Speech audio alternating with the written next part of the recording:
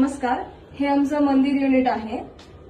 Client आमचे हे दत्ताचे भक्त आणि पांडुरंगांचे भक्त असल्यामुळे त्यांची इच्छा होती की जर रिफ्लेक्ट करता आलं त्या दोघांच्या प्रतिमा तर चांगलं होईल, म्हणून आम्ही पांडुरंगांचा टिळा आणि दत्ताच्या मूर्तीसाठी जागा ठेवली।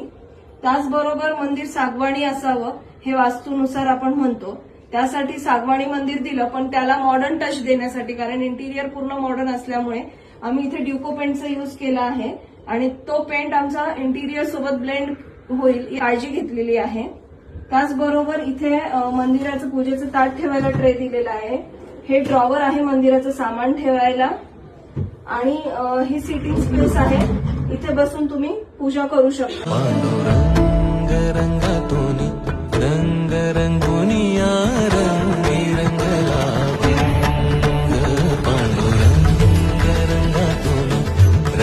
रंगुनी